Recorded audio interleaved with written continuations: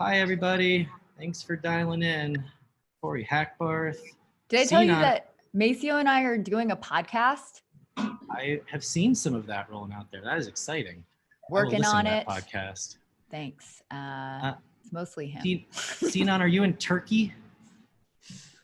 Sinan's in Turkey. I bet you he gets the award for calling in from the farthest place. Turkey is representing. Whoa. Cool. Marhaba. All right, so can everybody hear? Sound check. You hear our voices? I see thumbs. If you're having any trouble hearing, if you go to your bottom left-hand corner, there's a mute button, and next to it is a little arrow, an up arrow, and sometimes you can choose which speaker you want to use. Sometimes it's like set on some headphones that you're not wearing or something. In the top right corner, there's view options. If you're in your speaker view and you're just seeing Puno's face or my face right now, you click on gallery view and it'll take you to see everybody's face, and it's kind of fun. That's what view I'm in right now. But while we're doing the interviews, you might want to pop back over into speaker view. Everybody can hear okay? We'll jump right into this.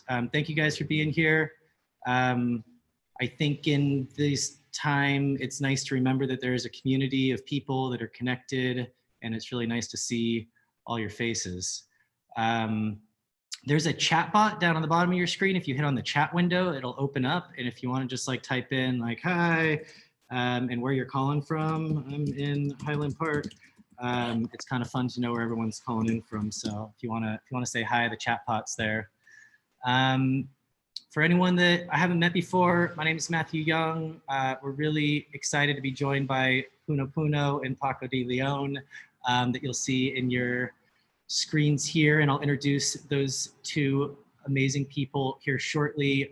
Quickly, I'm a photographer and I'm the founder of Art of Freelance. We're a 10-week online workshop that's in our 10th semester, I guess, right now, which is fun. But during this crazy, wild time, we've also been trying to sort of aggregate the financial resources that have been available to freelancers.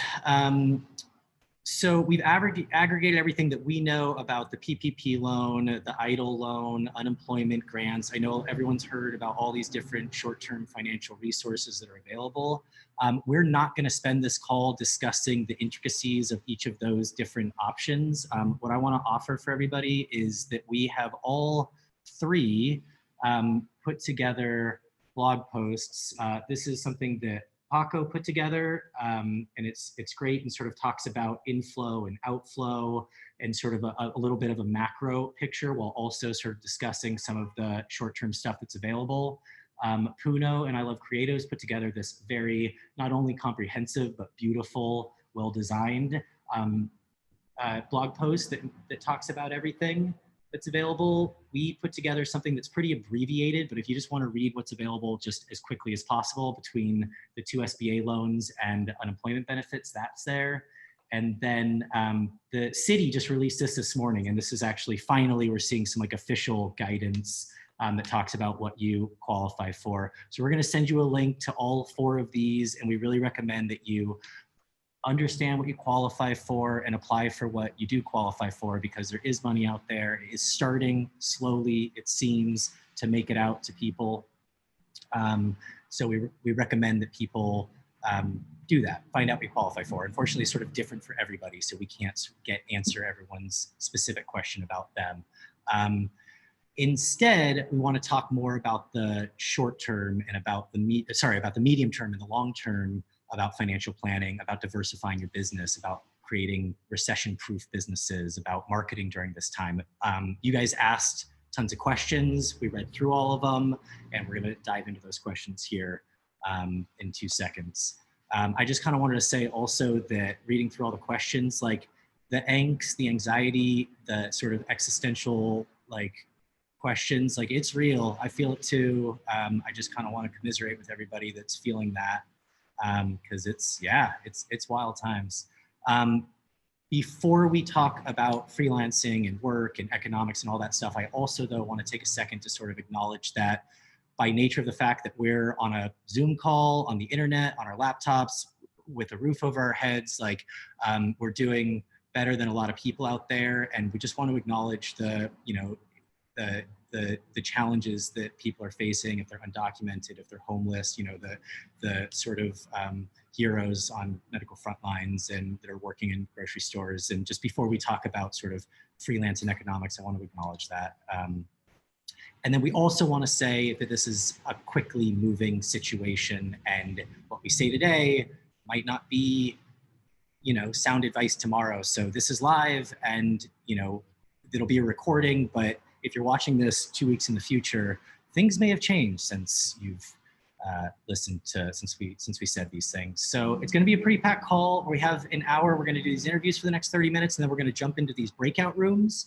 These breakout rooms, I'll explain a little bit more later, but they're an opportunity for 4 or 5 people to get in a small little group together and just sort of share, talk, meet, and we'll explain that a little bit better. And then we're going to come back into this room and we'll sort of do more of a free form Q&A for as long as we can keep standing.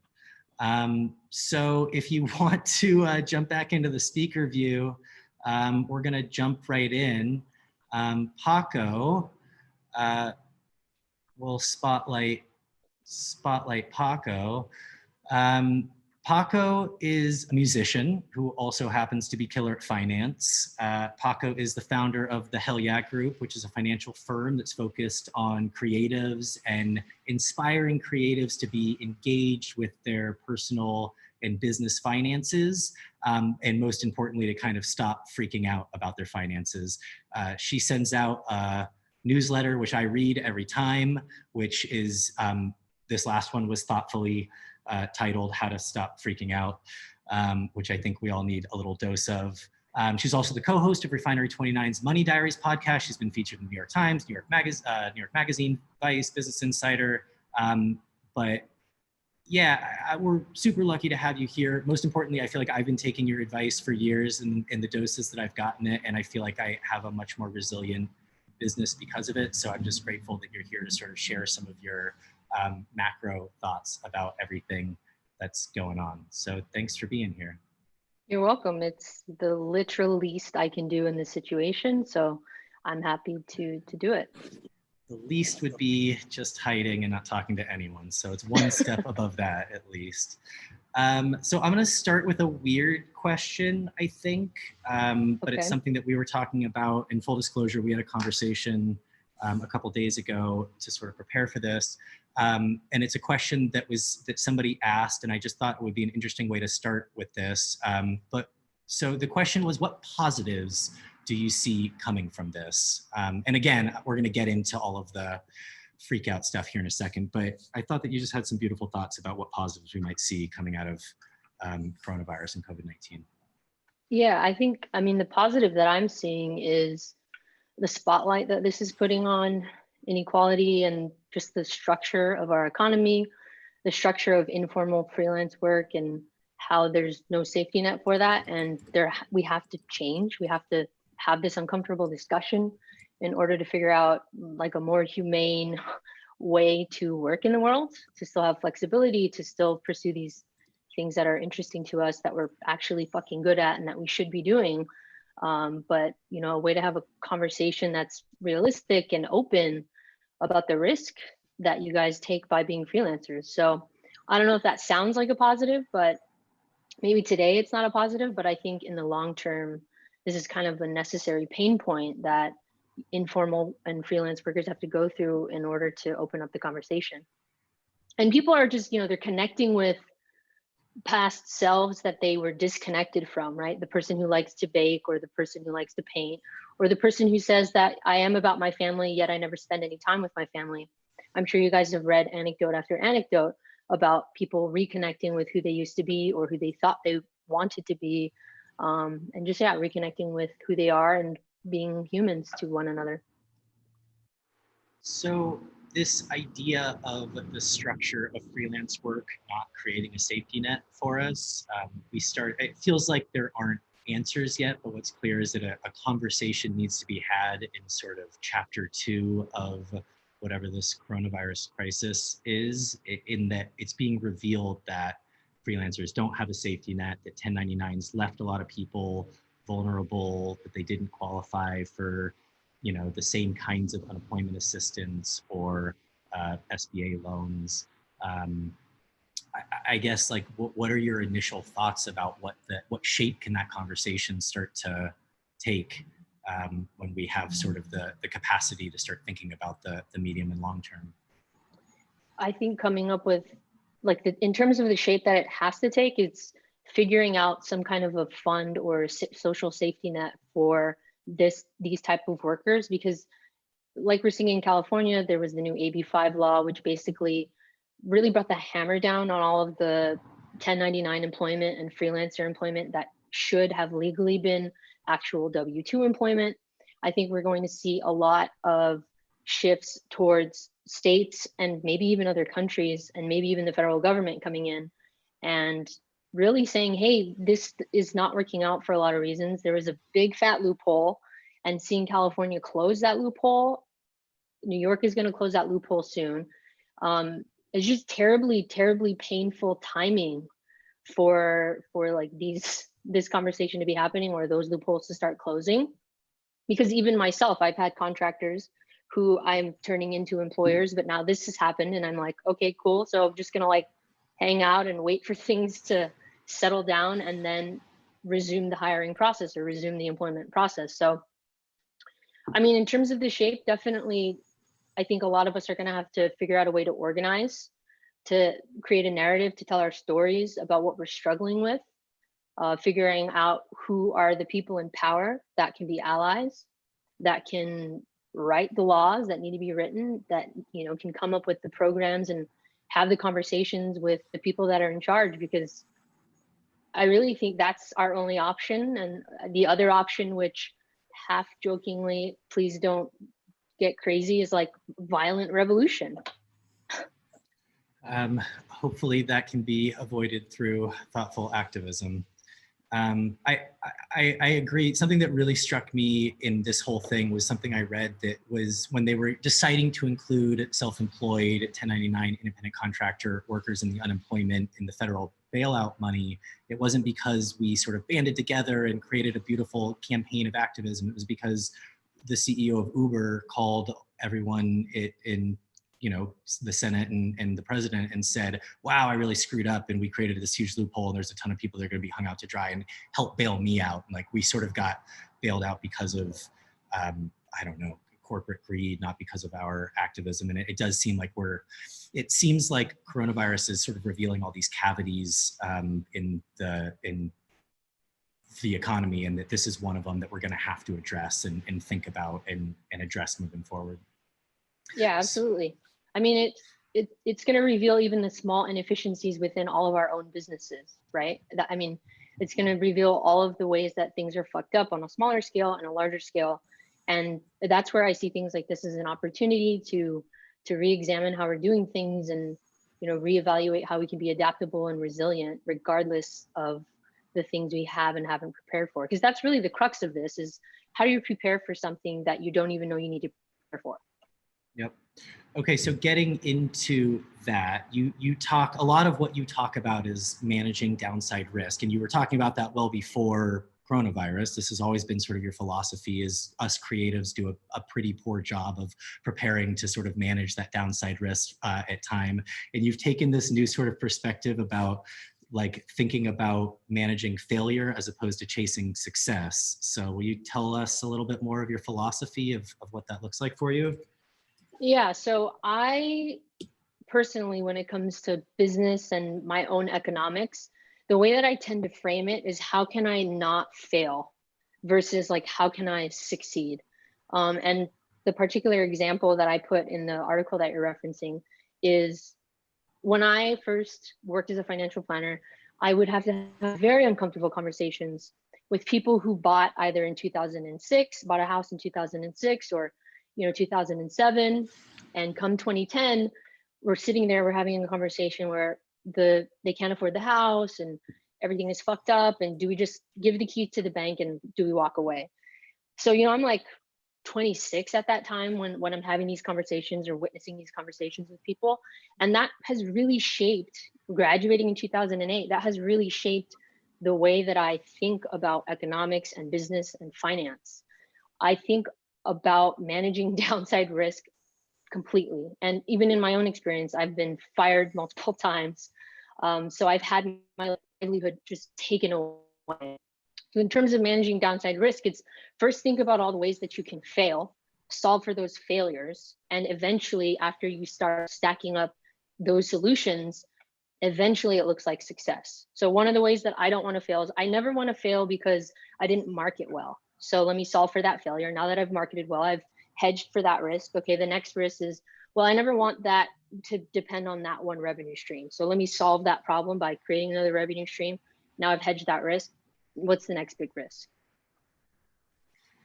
So identifying these risks, ways that you could fail, like you're not marketing your business, you have only one revenue stream, you maybe haven't saved enough in an emergency fund for some kind of downturn like this. So you're saying to identify those potential failures and then sort of solve for those. How do you prioritize which ones of those risks you address first, like marketing versus an emergency fund versus diversifying your income streams?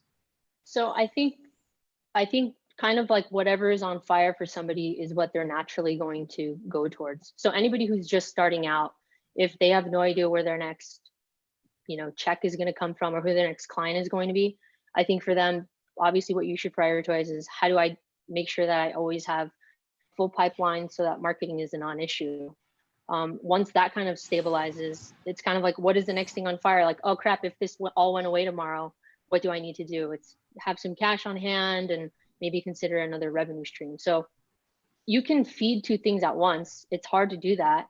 It's hard to split your focus, but knowing at least what's next in terms of what you're going to try to solve or having something on the back burner, that's really your best bet. There are a lot of people who are like into decision-making matrices. So if you're more of an analytical person who needs to kind of map things out, you can Google something like that and do like a weighted decision-making matrix to figure those things out. I mean, we're kind of talking about two things here. There's your business and then there's your personal finances. For a lot of you, when you're freelancers, they're collapsed on each other, right? It feels like the same thing. I would say the most important piece of advice that I can give you is, which is completely useless right now, is to save as much fucking money as you can, like have an emergency fund.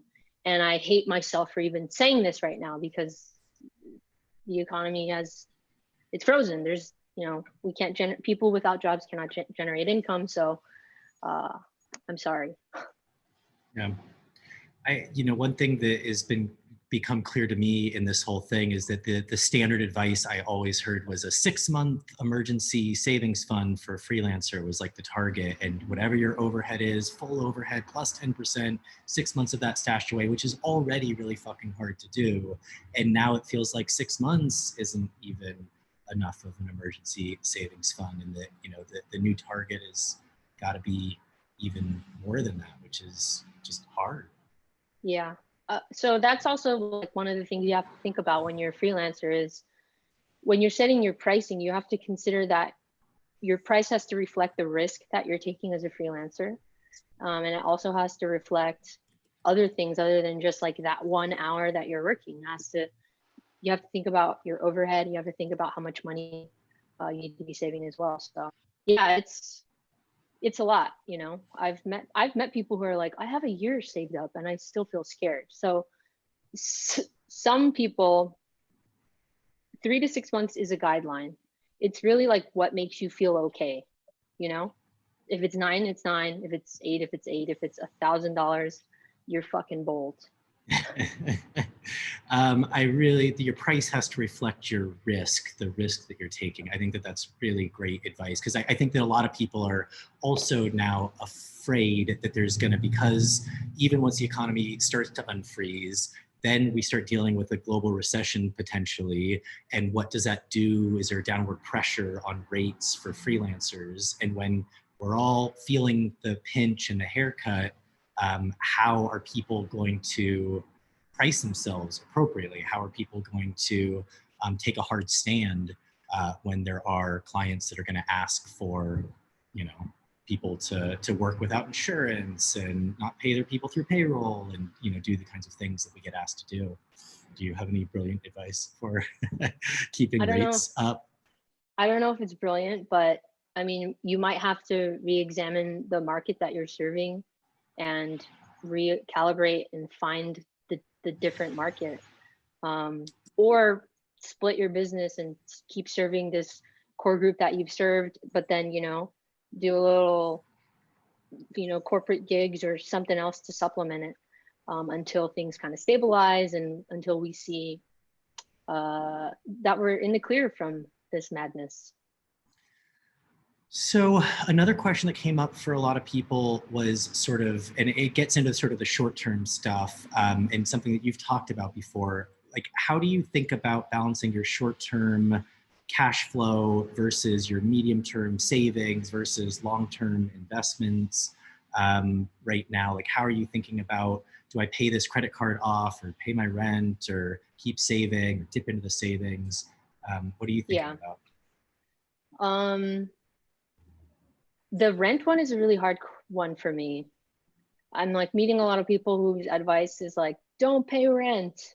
And I can never feel comfortable saying, don't pay rent. So I just have to say like, that's my own, I would feel irresponsible making that advice because I don't know what your relationship with it is like with your landlord. And I don't know if they're gonna, you know, try to evict you on June 1st. So I think prioritizing rent is huge. I am so conflicted about the debt, about the credit card balance. Like, should I just keep paying my credit card balance every month and then hope that in like 6 months everything will be stabilized? Or should I pay less? And that hurts me because I don't like to pay interest where I don't need to pay interest.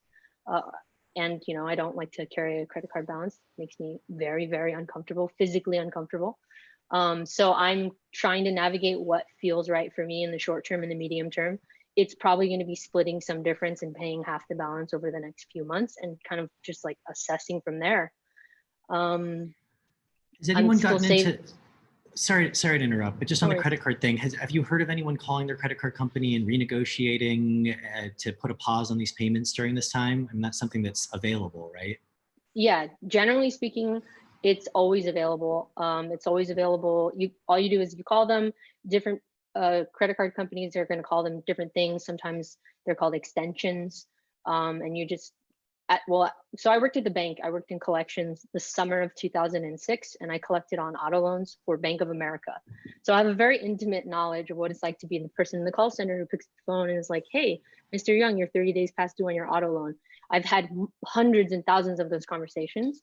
And usually you would just say like, "Hey, something terrible happened and I'm a nice person at the bank and I have nothing to lose and I'll try to help you." So I'd ask you, "Do you need an extension on this?" Great, 30 days or 60 days. And sometimes I could approve it depending on the amount or the number of days, the number of payments. And sometimes I had to kick it up to my supervisor. When I kicked it up to my supervisor, they would do stuff that I didn't know. So they would ask them to write a hardship letter and fax it, which I don't think that's happening anymore, not faxing at least. And then there was probably calls going back and forth asking for more details. So you can call and you can ask for these things. Generally speaking, you're gonna end up paying a lot more in interest, especially if you do this with something like an auto loan. You might have what's called a balloon payment, where at the very end you owe for the 3 months that you skipped. And it's like, if it's a $300 a month expense, you're going to end up owing $900 at the end. So make sure you ask all those questions, like, how does this impact me? Am I going to owe more money? How much more money am I going to owe? Am I going to owe you $10,000 on the last day of this payment? If it's like a fixed loan. But yeah, all the different institutions are scrambling right now to deal with the amount of people calling in and needing payment assistance. But generally speaking, it's always available regardless of whether or not there's a crisis. People fall on hard times even when the economy is good. The thing that I'm noticing, I feel like, is that there's a lot of the macro solutions, the blanket that they're trying to apply for everybody, don't seem to be super effective. But individually, if you call your mortgage lender, if you can get a hold of your credit card company, if you can talk to your landlord, like the individual solutions seem to be more effective right now, that people can individually defer this credit card or that mortgage payment or talk to their specific landlord, and that there's not going to be one solution for everybody all at once. That's the theme of America, right? Is the individual over society. And that's what we're seeing right now that's working. So yeah, you're totally right. Another question that I thought you would have some thoughts on. The question is, how do I make or market my services as invaluable so I continue to have a job in a doomsday economy? I guess the question, like, what advice do you have? And this is probably not the only big crisis like this that we're going to see in the next decade, 2 decades, 3 decades. So like, how do you think about recession proofing? How do you think about building a resilient business? What do you think about invaluable services? What does that mean for you? Yeah, so I just, I know enough about marketing to be dangerous to myself and others. I'm not a marketing expert. I think both you and Puno probably know leaps and bounds more about marketing than I do. So I just really love marketing because I think marketing is the mother of revenue. And that's why I'm excited about marketing, because of the money aspect. So in terms of thinking about recession proofing your business, I mean, so the only reason why I started writing articles and I started this nerd letter that I send out every Wednesday was because I needed a way to get people to know, like, and trust me. I needed a way to talk to people directly in their inbox so that whenever anyone was ready to hire me, it was like they were already warmed up. They're already ready. It's a way for me to appear in their inbox every week to say, like, hi, I exist and here is value and you like me and you trust me. So I look at marketing as a long-term relationship where I continuously demonstrate that I'm valuable and that I give you value free because I like you and I care about you.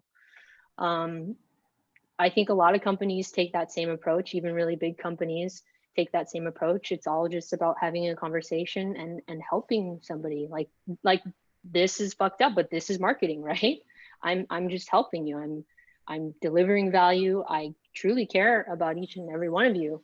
But in 9 months or 12 months or 18 months, somebody on this call is going to need a bookkeeper and maybe they'll think of me. So marketing doesn't have to feel gross. It doesn't have to feel sleazy.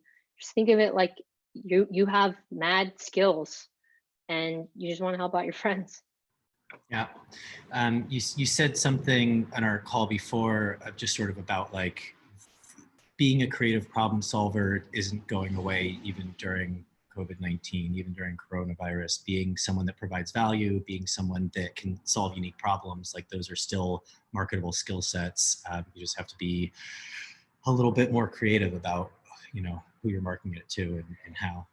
Well, then I think, you also have to think about what problem you're solving and then like when is it appropriate to offer that solution, right? Because there's a lot of luxury services right now. Like my wife's company, for example, she's an interior designer.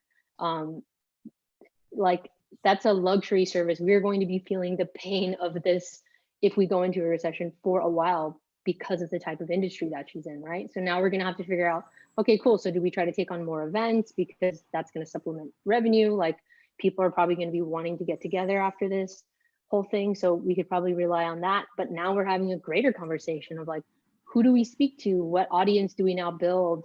Do we now talk to people who can't afford this luxury? Because do we talk about the problem of the fact that we're all fucking trapped in our homes for probably 2 months and you're looking at how gross your paintings, like the wall, like the walls on the paint falling off the walls, or your dining room table that you want to get rid of, you know what I mean? Like you have to make sure that the problem, the solution that you're providing is also appropriate given the climate. Yeah. Yeah. All right. Well, we're kind of out of time, but I want to thank you. There's also something that you said when we talked the other day that I just want to kind of like throw back out there, maybe as a bit of a closing, but that you said, I hope that we collectively don't forget how painful this experience is in 6 months' time, in a year's time, in 2 years' time, that we haven't forgotten what this was, and that we think about the long-term, whether that's sort of collective, like big macroeconomic stuff or our personal finances. We like really take this, even through all the pain, and we don't forget about it. But we make actions long-term to sort of change that. Yeah, I'm gonna just get weird if you guys don't mind, but your pain is a gift. Like your suffering is a gift. These terrible, horrible things that happen to you in your life, they're a gift. They're a chance for you to grow. They're a chance for you to learn about yourself. They're a chance for all of us to come together. They're a chance for you to change. And I think only until you can see pain and suffering in that light can you alchemize it and you can change it, because you're no longer a victim to it. You're just like, life is just going to repeatedly punch you in the face until you die. Like, that's it. Just one set of problems, another set of problems, another set of problems. And until you like really embrace that, you're gonna be bummed. Well, on that note, no, that's beautiful. I mean, I do, there is a lot of gifts in this pain that is happening right now, and you see it all around you, and you see it in the little stuff, and I hope that we'll start seeing it in the bigger conversations too. So we appreciate you and all your thoughts, and hopefully you'll hang around and answer some more questions later. Thank you, Paco. You're welcome. So we're gonna bring up Puno. Puno is a spotlighting Puno. Puno, you're on Spotlight. Puno is like the classic multi-hyphenate creative entrepreneur. She's the co-founder of I Love Creatives, which is this amazing online community for creatives, which if you've never visited I Love Creatives, you're missing out. Come join us on I Love Creatives. She's co-founder of PeopleMap, which is an Instagram marketing tool. She's developed all sorts of cool Instagram brand partnerships, not only for herself, but also for her cat, which like is very impressive. And then also she has an online Squarespace course that like legit, Puno, I hear like great reviews of it all the time. I have friends that are taking it. Enrollment opens for that again soon, and anyone looking to sort of diversify their current offerings in this economy and something they can do from home should check out Puno's Squarespace course. So Puno and I have had a long friendly argument about whether or not you need to wear pants to get work done. I'm in the camp of like, I put on my pants every day. I have to like put on pants and go to a place to get work done. And Puno, you've said like, I've crafted my life in a way that I don't need to wear pants before lunchtime. And I respect the different opinion. And I just wanted to sort of start with something light to kind of segue into a conversation about productivity and productivity in this time. And like, I guess you're probably I'm making an assumption here, but you're probably pretty well set up for work from home because you already work from home. Mm-hmm. And for those of us that are new to work from home and new to trying to be productive in this sort of quarantine, what's your advice? How do you think about it? What's with the don't wear pants but get shit done crowd? I mean, I'm wearing pants right now, but they're exercise pants. But yeah, I think well, where it started from was in college. I was in marketing, and then I went to get a job interview at Microsoft, and I didn't get the job. And they gave me advice on how to dress, and like I should wear a pantsuit and blah, blah, blah. And I was like, what the fuck? Like, what? And so then I cut off all my hair. I had a faux hawk, and I was like, hire this. And then nobody would hire me. So then I had to kind of figure out myself, which actually ended up being the best thing. But yeah, that's kind of where it came from, was just like, I just don't subscribe, period. And I'm always trying to figure out my way. And I'm trying to always iterate on not necessarily what my passion is, but like what's making me unhappy today. Because what I did before was I would wait until I was completely burnt out, drunk, 11 p.m., like crying. And I'm not really a drunk crier. I'm like, I dance a lot. Paco would know. So I was like, I don't want to wait till it's crazy. I need to be, especially when I went freelance, I need to be the best boss I ever wanted, because those are rare. And so I would check in with myself every day, and I'd be like, Puno, let's talk. Let's have our coffee. What's frustrating you? That seems not good. What can we do about it? What solutions can we do today? And then I would just do that every day. And it's kind of given me direction, just seeing the things that are frustrating me and that are like deal breakers. And based on what Paco just said, is just dealing with tiny problems and iterating on that, versus just waiting because like the waiting just piles up and you have a huge backlog, you know? So you would like legit take two different roles as Puno the boss and Puno the employee, and like having that conversation, like here's what Puno the employee would like to complain to the boss about, and here's what the boss thinks Puno the employee can do better. Oh yeah, I mean, I'm an only child, so I've been talking to myself since 1984, and then also I'm a Gemini, I guess. So there's that, and I think Filipinos just do this too, maybe. Maybe Paco can attest to that. So, but like, I actually think that's great advice, and I haven't thought about it in that framework before. I just thought about like, you need to have some structure and you need to like structure your day a little bit. And for me, I put on shoes and pants and I like sit in front of my, computer or whatever I'm working on for, 8 hours, and I put the time in. But I really like the idea of like, sort of thinking into, you are, as a freelancer, you are both the employee and the boss. And so to kind of play both of those roles and see what's not working for you as the employee, but also to see what's not working for you as the boss. Like, are you not being productive enough, putting in enough time, putting in your work, sitting in front of your station, whatever. I think that that's actually really great advice. And for me, what it helped, it was like understanding and getting away from the surface shit. Because before, when I used to work at Activision, and I got really burnt out from that. And I used to just blanket blame corporations. But when I really would like think about like day-to-day stuff, it wasn't that. It was like this like very detailed things. Like I really wanted to talk to my community, but we had so many NDAs, we were never able to talk to, I couldn't talk to Call of Duty players unless we were playing the game. But I think it's just like, when you are kind of checking in daily, you're allowing yourself to really explore what the big issue is. And as an example, one of the guys that works with me, Sean, he had a really tough time working from home. He was feeling really, really lonely, and just felt like working at home, period, didn't work for him. And then so we talked about it, and there's actually some drama that was happening at home. So home in general just didn't have a good vibe. And then there wasn't enough light in his room. There's just like all these little things that you could just, start adjusting. And then you can work towards that. There's still some social stuff that you can try, but there's so many, like all of us are so creative. We're all like creative, but our platform doesn't just have to be a camera or Instagram or finance. Like, you have the skills to make these connections in your head for any problem, and you can develop many solutions.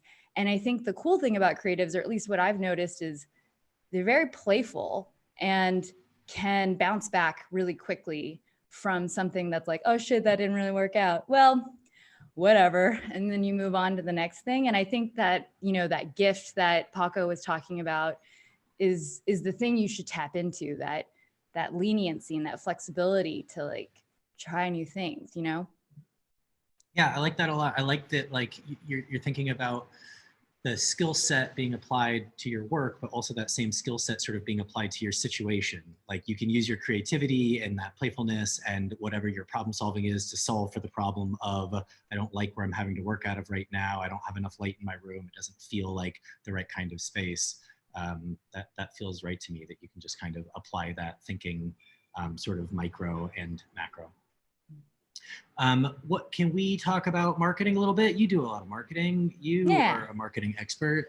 So a lot of the questions that I feel like people are asking is it still okay to market right now? How should I be marketing right now? How do I reach out to new clients without seeming insensitive? What does it mean to market right now?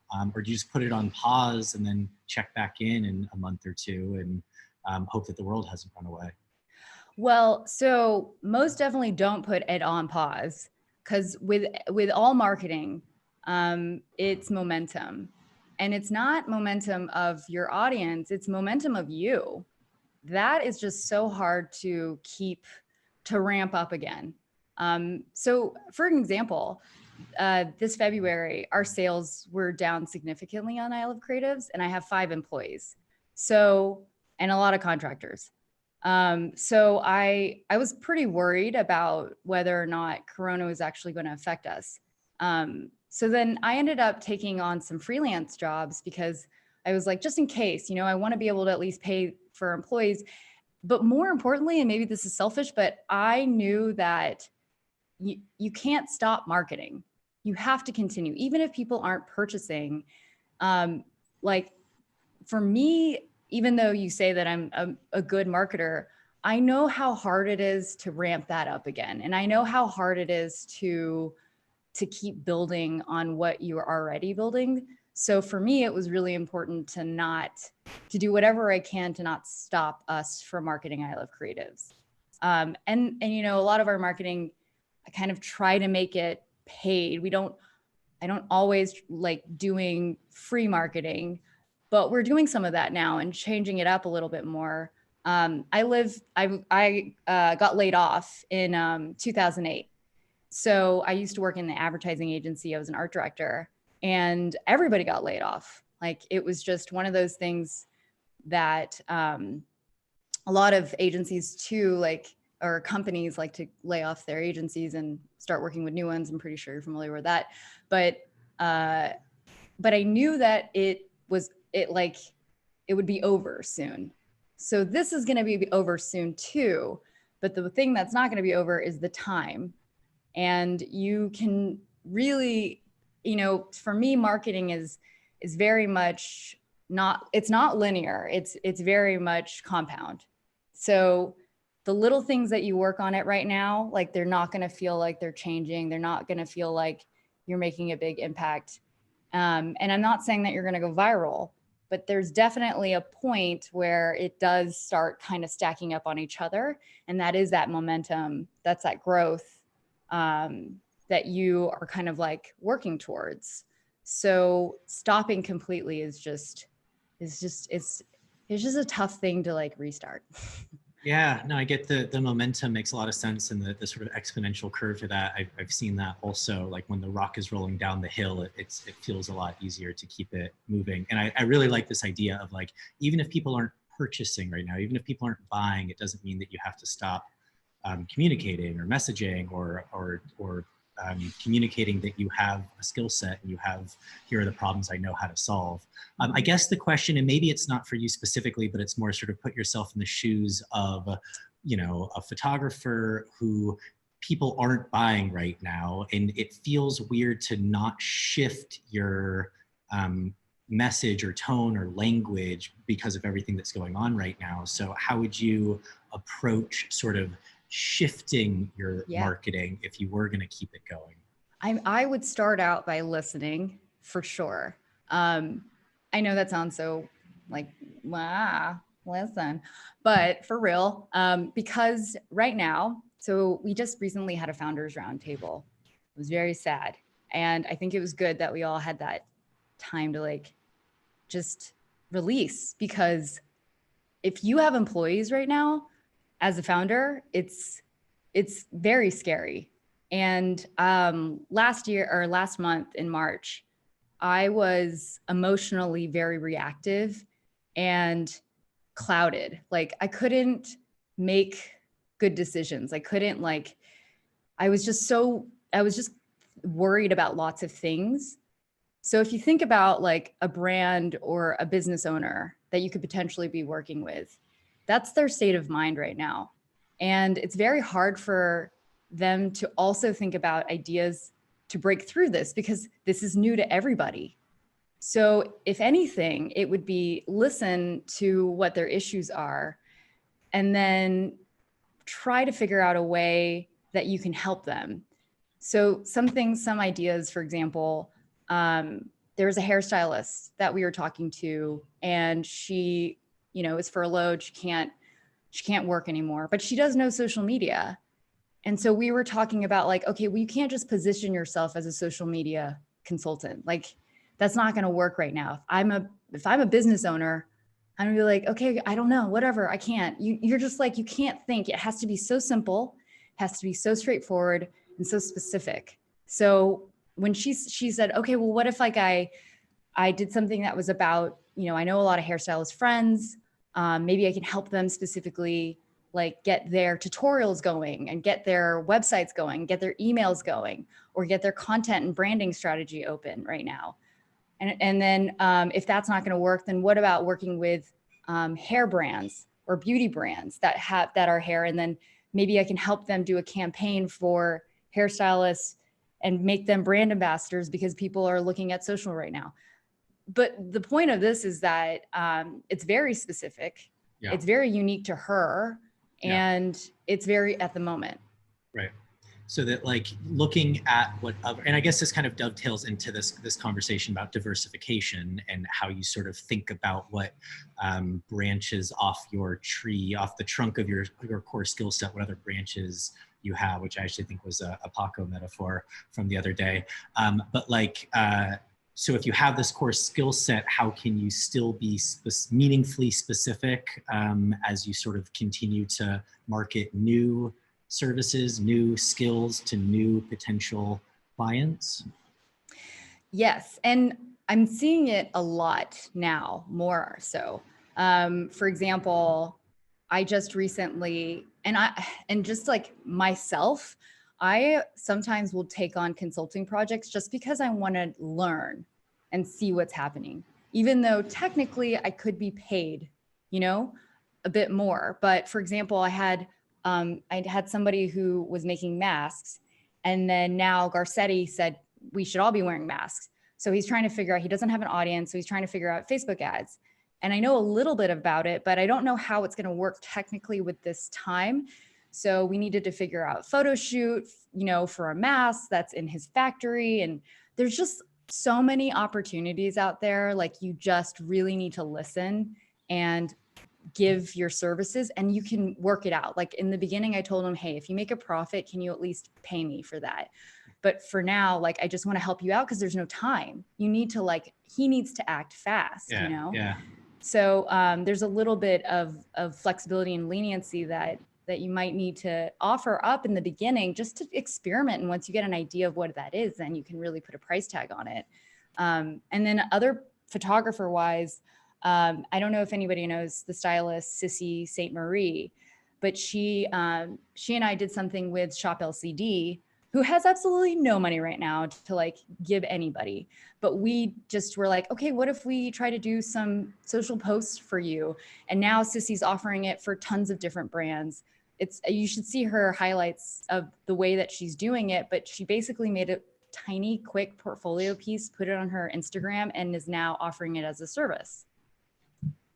It feels too that people want to hire right now more than ever. People want to hire very local. And I don't just mean like their neighbors. I mean like their first and second circle of people. So if there is a way to market different services to your kind of more core groups, as opposed to just sort of marketing as a esoteric concept, like you're throwing it out into the void, that feels really hard right now. That's sort of getting really specific about not just what you can market, but who you can market it to. And when I say it, I guess that's a specific problem-solving skill set that you might have. And maybe it's been lying a little bit dormant, but something that you've been wanting to do. And, what can you market and who can you market it to that's close? Right. You can definitely go in your inner circle, but I like that person who did the mask. I didn't know him. I just saw that he was doing that, and I reached out and I DM'd. So I don't necessarily think that you have to always know who these people are. If I just literally was like, hey, can I help you? How can I help you? I have this idea of how I can help you. And then there we go. We're talking. Cool.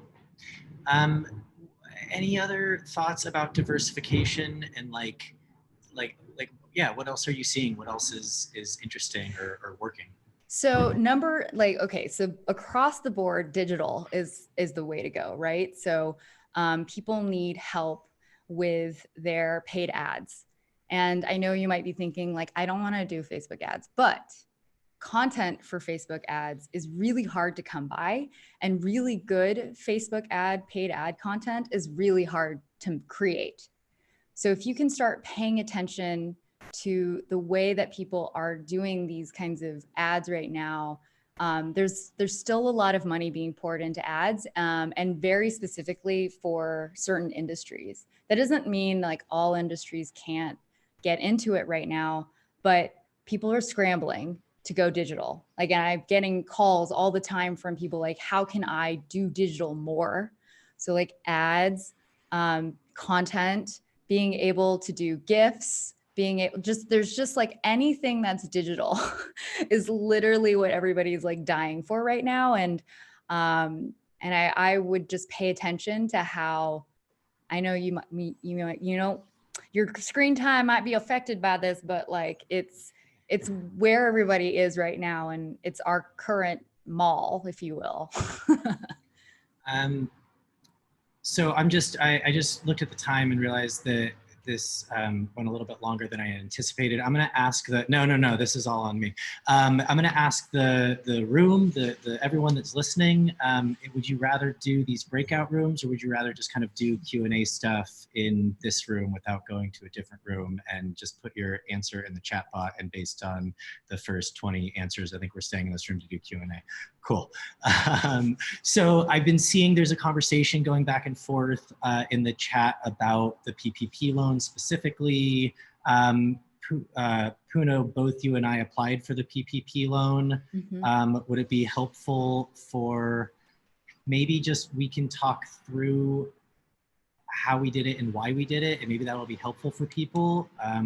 The headline that I think, folks, is talk to a bank. And if you don't have a bank, or your bank's not accepting applications yet, which a couple of them are not, there are some private lenders. There's one called Lendistry that I put in the Art of Freelance blog that the SBA pointed me towards as information.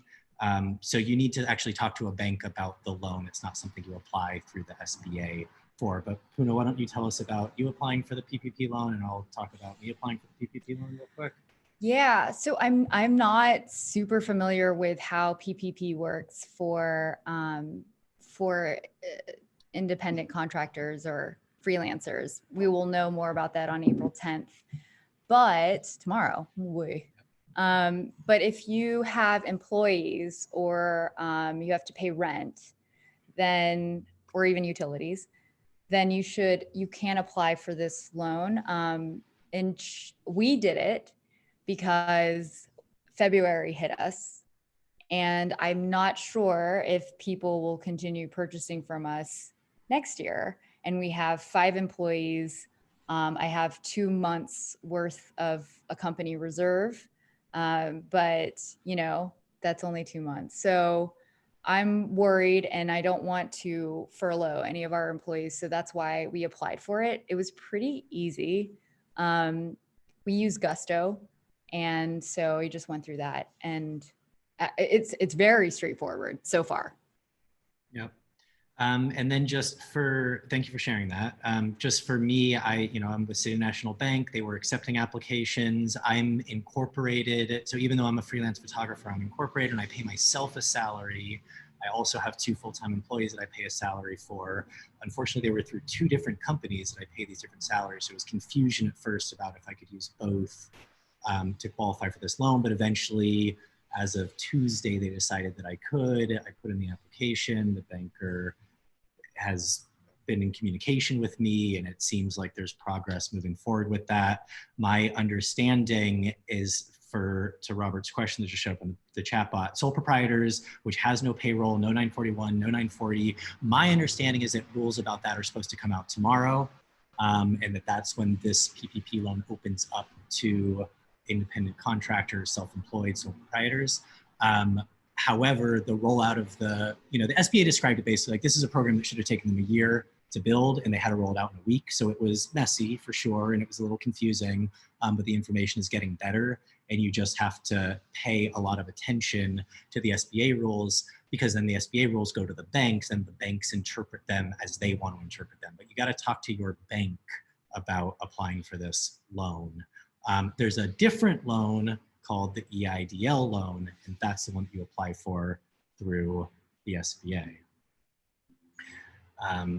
I applied for that one also. Puno, I think you said you did too. I didn't apply for that one, but I know some folks that have. Actually, Geraldine applied for it. They had a system glitch that day, and her application didn't go through. And they couldn't aware her of it because it was glitched. So if you did apply, just double check that You your should. application's in. What the SBA told me is that you should have gotten a 20 digit, it's like a 9-digit application number. It should start with either a 2 or a 3. And that kind of shows you where in line you are, and that they're supposed to get in contact with you to follow up for more information about either they're going to email you or give you a phone call to get, whatever additional information they need. Someone in the chat says that they're a single member LLC and have applied for the PPP through their bank already. That's great.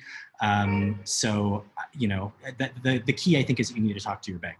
And today is probably a good day to talk to them, because tomorrow they're going to get, they might be getting out of the woods. My banker told me they're working 18-hour days and not really sleeping and trying to process all these loans. I want to, Paco, you're unmuted, you're still here. Do you have any other thoughts about, I know we didn't want to get into the sort of very short term, but just any other thoughts about these SBA loans that are causing so much confusion for folks? Yeah, I mean, to understand where they're coming from, it's like all these guidelines are brand new, and literally the bank is trying to implement them very quickly. Wells Fargo had to hire 1,200 employees. Bank of America got 85,000 applications. I literally worked at the bank the summer of between 2006 and 2008. I was literally on the front lines as the infrastructure crumbled because they couldn't handle the amount of foreclosures. That is the same feeling that I'm getting right now. So I would definitely recommend that if you talk to your credit card company about, payment assistance, or anyone at the bank about deferring payments, or even during the loan process, just document it. Back in 2008, one of the big issues was the left hand didn't know what the right hand was doing. And it makes sense if you bring on a bunch of new employees who don't know what they're doing and it's a new law, mistakes are going to happen. So trust but verify. So if you can always try to verify the information you got from one person with another person, and document as much as you can, just because things are developing so fast and changing so fast. And, it's a really weird system that they have to create this infrastructure right now. Yep. One piece of advice I got a long time ago, which really seems like it helped me in this particular situation, and I feel similar to how you felt earlier about saying, save as much money as you can. I realize this isn't good short-term advice, but for long-term, the advice I got was to meet your banker, to get them on the phone, to put a face with a person, and it is good advice because they see you as a real person now. You have someone's email, you have someone's phone number, and you're able to sort of get some of this information. So right now is a bad time to meet your banker, I think, because they're, working these 18-hour days and really slammed.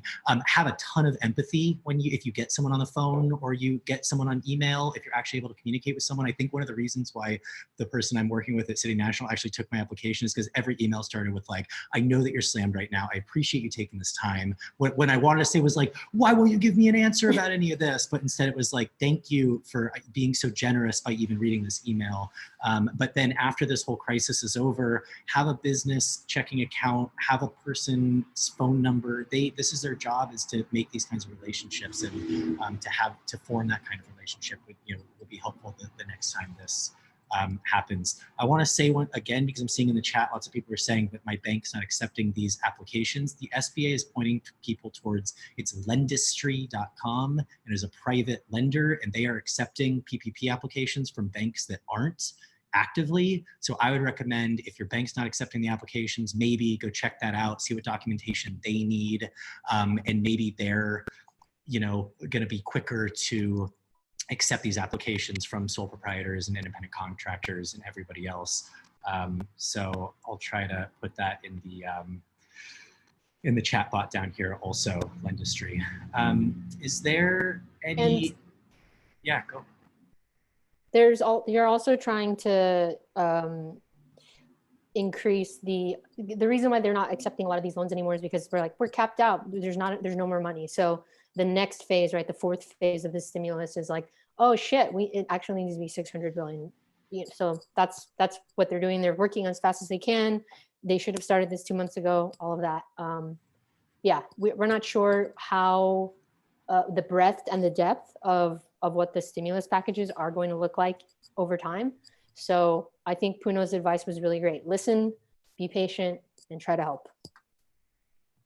Yep.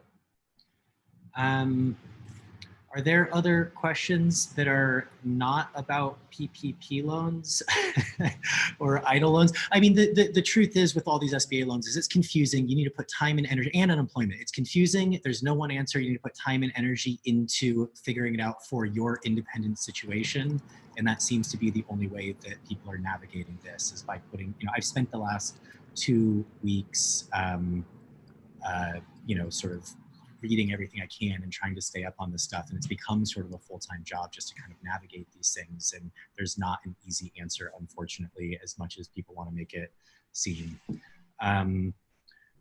So someone else asked, is it worth incorporating right now? And someone else said, nope. Oh, that might've been for a different response. Is it worth incorporating right now? Maybe that's a good question, Paco, Puno. I mean, I can talk to my experience about why I incorporated, and then Paco will probably talk to your accountant, but that's my answer. Well, so for the reason why I incorporated was because I personally was making over 65, 70K a year. So it kind of made sense at that point for tax purposes, but I do have to say that you will be paying higher taxes on top of your personal taxes.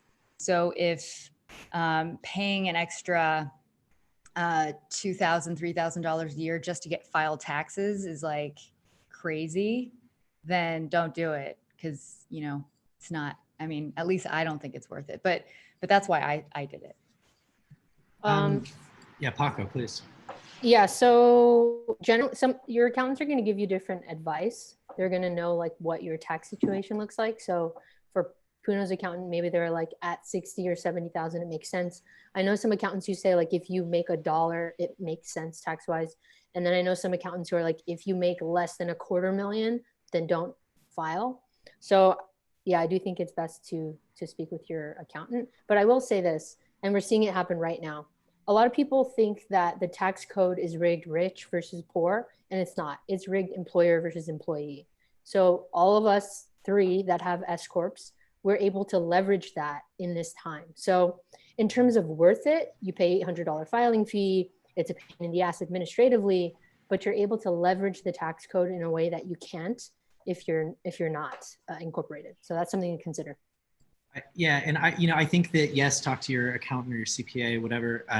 I think have an accountant and a CPA. I mean, the biggest thing for me that I'm seeing through all of this is the time and energy and effort put into incorporate, to have a good file that has your articles of incorporation handy, to know a banker, to set up payroll, to, even though it's cost a little bit more, it's taken a little bit more time, the long-term advantage of sort of being set up this way is revealing itself right now. And I have always been very close to just saying ugh, it's more paperwork and I just want to take pictures, but I'm really glad that I took the time to sort of I think about it like admin debt. I don't want to go too deep into admin debt. When my desktop gets too messy, or I don't know where my files are, then that stuff starts, like the cavity analogy, it just starts being this cavity that can turn into a root canal that can get worse and worse. And so just having good hygiene around your admin, whatever that means for you, feels like it really is paying off right now in this time. Another question came up about, as a portrait photographer, how does one market right now? And I guess that's pretty specific for, I get, I think that there's a lot of really innovative stuff going on. Sorry, I'll just take that one since I'm a photographer, but I've been seeing people that are shooting via FaceTime. I've been seeing people that are shooting socially distanced. Our friend Joe Pug did this beautiful personal project where he did this very beautifully, very thoughtful, very safe social distancing. And then Hollywood Reporter hired him to do the same thing. Time Magazine just hired Rudy Roy, this great this great documentary photographer, to shoot in his own house. I mean, there is stuff happening. It's just that you have to be thoughtful, be safe, be, but you still have to be putting yourself out there the way that Puno and Paco both said also, because they're never going to know how to find you for those kinds of opportunities if they don't know that you exist for those kinds of opportunities. I mean, that said, there's 98% less work, it seems like, than there was 2 months ago. So let's not joke that it's like super easy right now to get those assignments.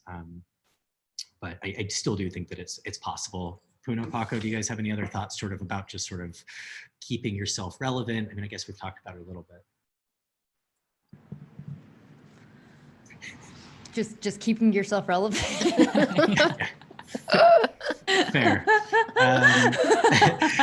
Adam said diversifying your photography with still life, with drone, etc. I think that that's good advice also.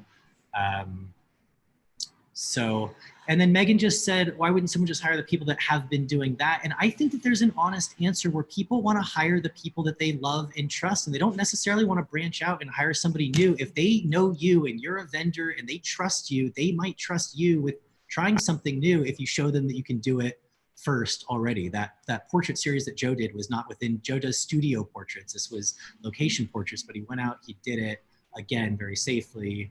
And you know, he showed his clients that he could do something else that made sense in this climate. And so they didn't go and hire the person that already did that. They hired him because they like him.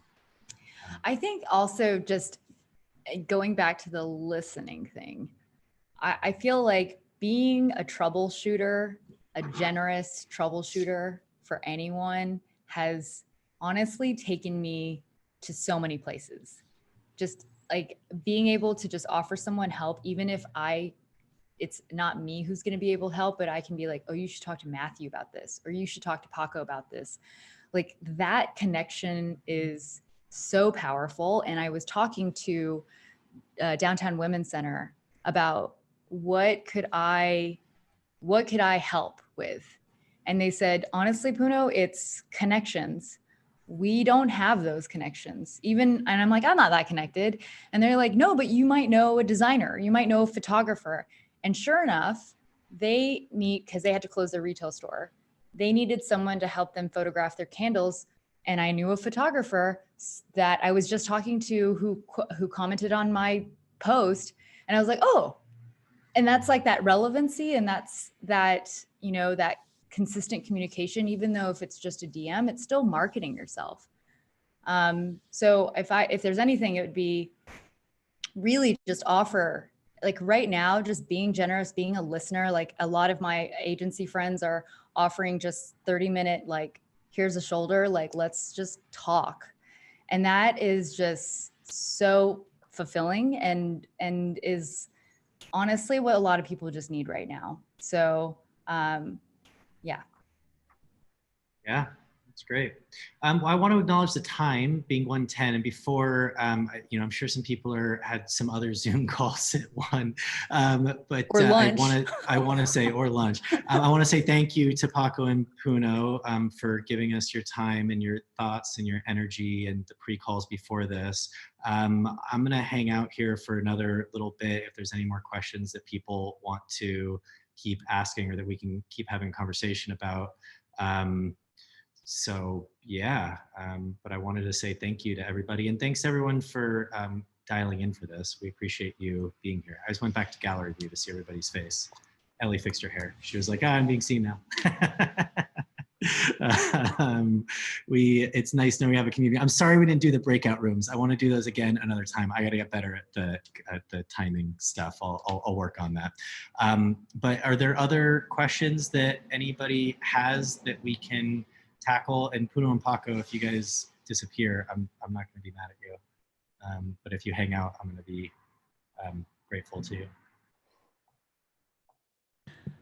So you just went, okay. What do you want me to do, man? Well, I'm just seeing if any more questions pop up in this chat box.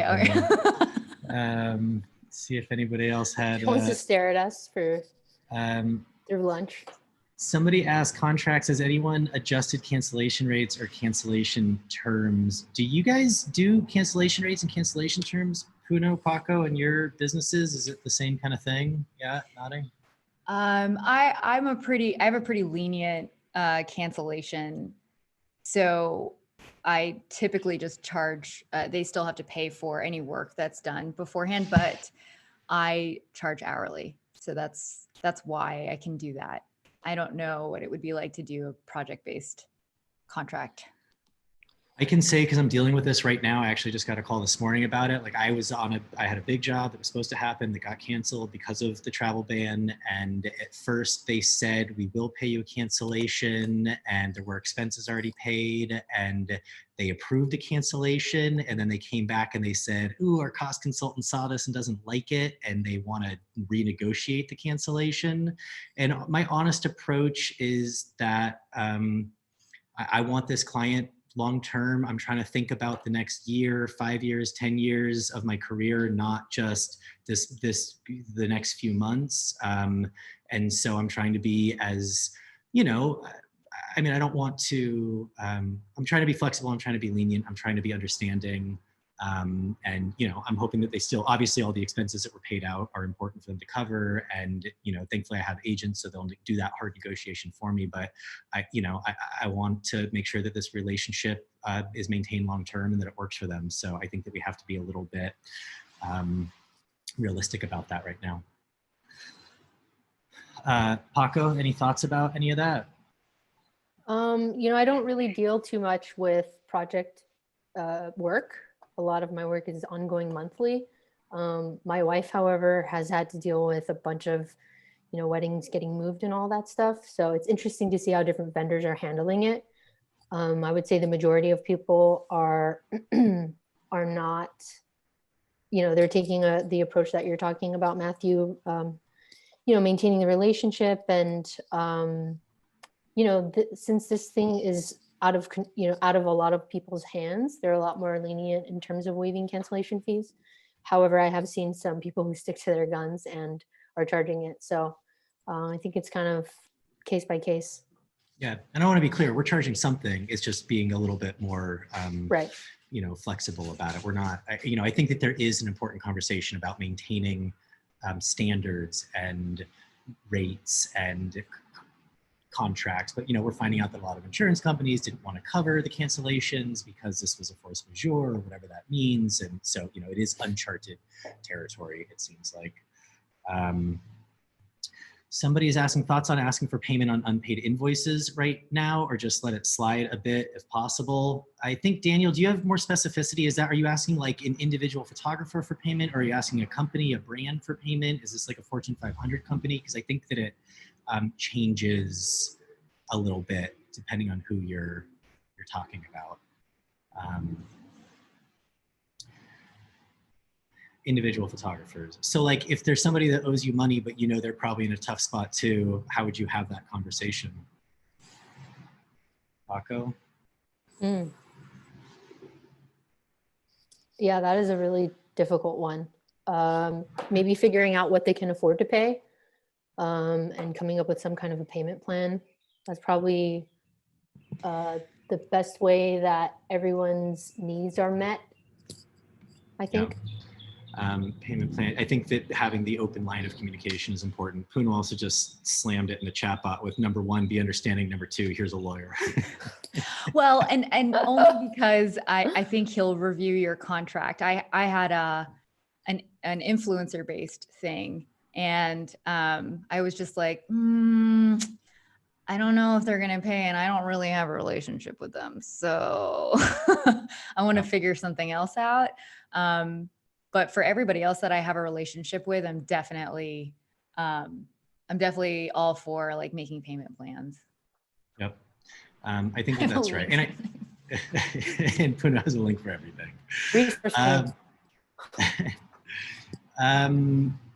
Maintaining value. I guess that's sort of a broad question of just maintaining value. But I do think that this is a conversation that we're going to have to keep having. Is like, how do we keep rates up? How do we keep sort of that value up? Are you guys seeing downward pressure? I'm already seeing downward pressure. I'm already having sort of outreach from agencies that I feel like are sort of maybe not that reliable, sort of asking people to do shoots at very premium rates in ways that feel potentially illegal or dangerous under the current climates. And I just feel like we're going to start seeing more and more of that more rapidly as sort of some bad actors try to take advantage of this situation. So I don't know if it's the same for Paco and Puno in your industries, but do you have any thoughts about that? Or are you seeing any downward pressure yet on rates, fees, the industry? I think that I'm in an industry that's more of a, like lagging. So I'm not going to really feel as much pain until, you know, a couple more months of this, just given the nature of my business. But, you know, the biggest, I think the overarching concern is like unrest. People are going to get really restless and desperate. And, you know, we have to kind of prepare for that. Yeah, I think I've seen a couple of things. I've seen websites. A lot of people have started coming to I Love Creatives for e-commerce. So that's been incredible. And they're all looking, by the way, for product photography. So just FYI, reach out to brands if you feel like they could use some better product photography. They're also looking for in-home stuff too, lifestyle stuff. And then they're all, you know, the other thing too, I've just noticed a lot with these other clients that I have, they're just kind of clueless at where to find photographers. So just reach out, like send your portfolio, who knows, like go on LinkedIn, see who the marketing managers are of things, stalk them on Instagram. That's what I do. And then on Facebook, like paid ads, digital marketing, I'm just seeing a lot of small business hesitate to invest because they have no money.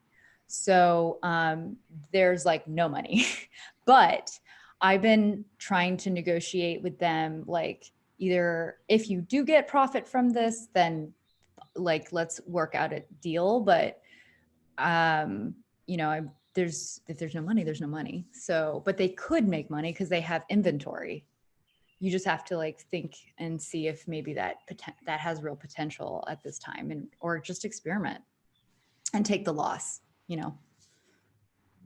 I think that being open and curious and willing to experiment is great advice right now. And there's a lot of value in that. And just sort of things are not going to be the same on the other side of this. Your portfolio, the way you did business, the work you marketed, the way you did it might not,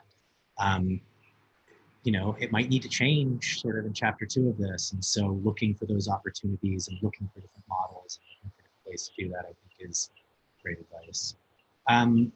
All right, I want to let you guys go, and I appreciate how generous you've been with your time. Puno, Paco, thank you for doing this. The question came up if we're going to do this again.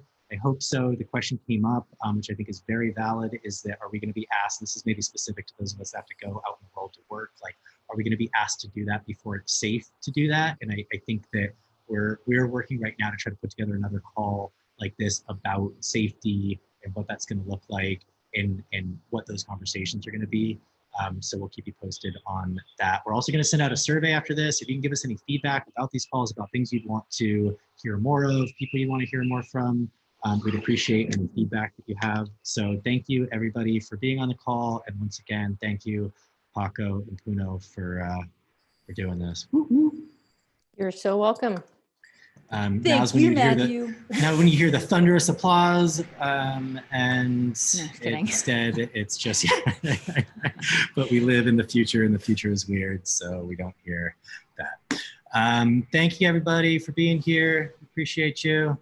Well, I'm gonna try to stick here for a second because it was like a couple of Robert Gallagher. I'm gonna try to answer your question right now. If anyone else has any specific questions, I'm gonna stick around for another 5 minutes. I just want to let these lovely people get on to their next part of their day.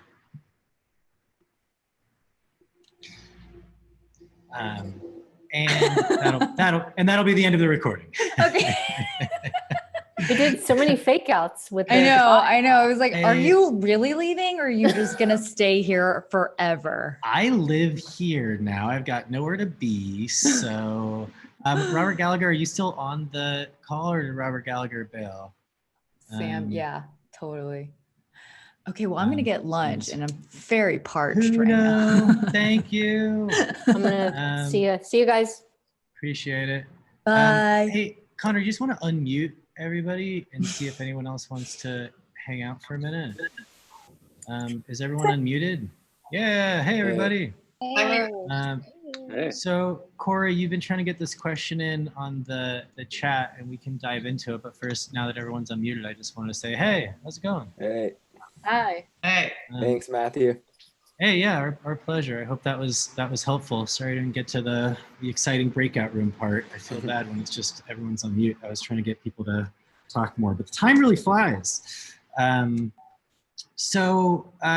you're asking photo film productions. Do you think there'll be an influx and more shoots happening to make up, or will the industry be damaged?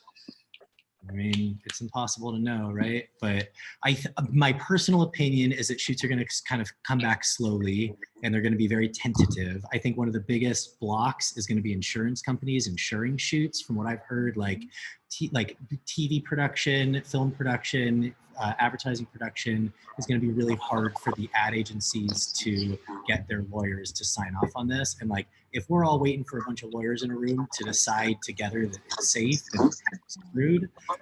But I think that people are going to start to innovate and maybe try to insure the shoot themselves, or do these smaller productions, or just find ways around that. I think there's a real danger in that, because people are going to maybe potentially be putting themselves either in physical harm by getting themselves sick, or put themselves at real liability and real risk by getting groups of people together to try to do these shoots under their own insurance policy that they don't quite understand, and then they put themselves at like real financial liability if somebody does get hurt or sick or something like that. So I think that it's a conversation that we need to have actively and kind of soon, because I do think that this is going to kind of start coming up.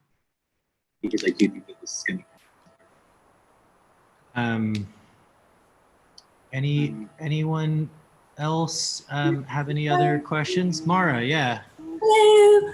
Hi. Any models, actors, MUAs, anything like that, where we can get any advice on how to do anything? Not money-wise. Yeah.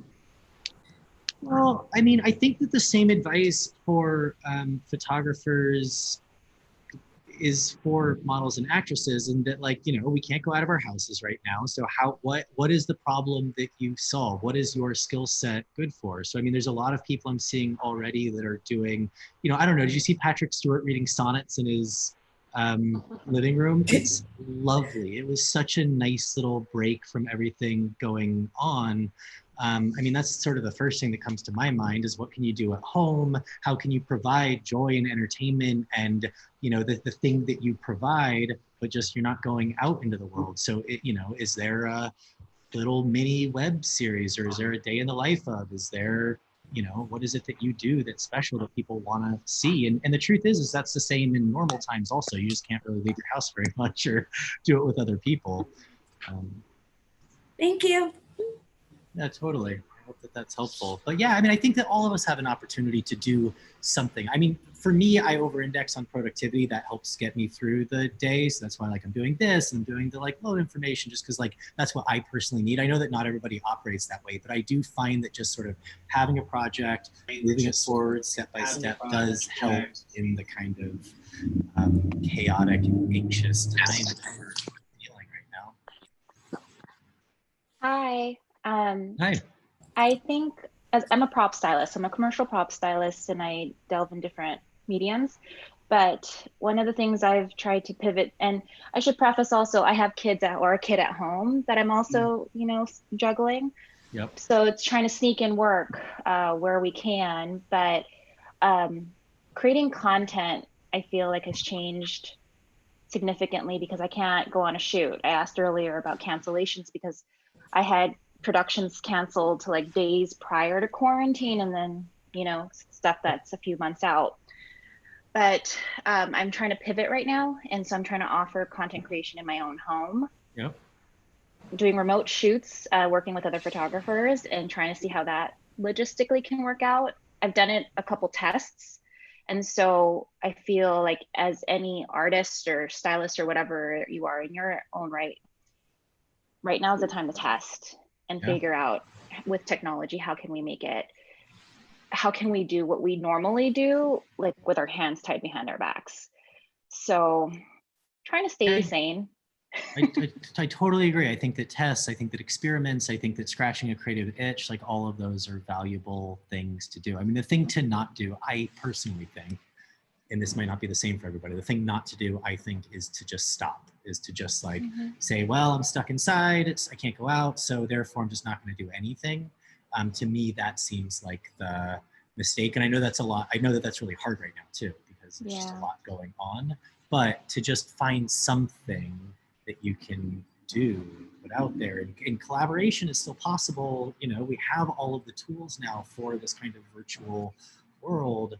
And so it is still possible to collaborate with people. Are you are you styling in your house, or are you giving them advice for how to style in their house? I'm doing both. So I've been working with some independent companies, like, you know, a mask company that they pivoted and started producing masks, but it was a former client from, you know, several projects back. And she texted me, she's like, I can't get this flat lay to look right. So we worked it out over FaceTime. I sketched concepts. Wow. You know, we did a few things to try to figure out what was best, because at the end of the day, my ideas can live through the internet, but it was my hands that completed the image, right? And my experience. So that was an exercise for sure. But trying to be patient with myself and with the client was really key. That's great. I love that. Yeah, and I've had some people also send me things. I am not a photographer. I will take photos with my iPhone, and that was a hobby, but now it's become a reality of how I can create content for a client by using my own hands styling the product. Yeah. So trying to do that too.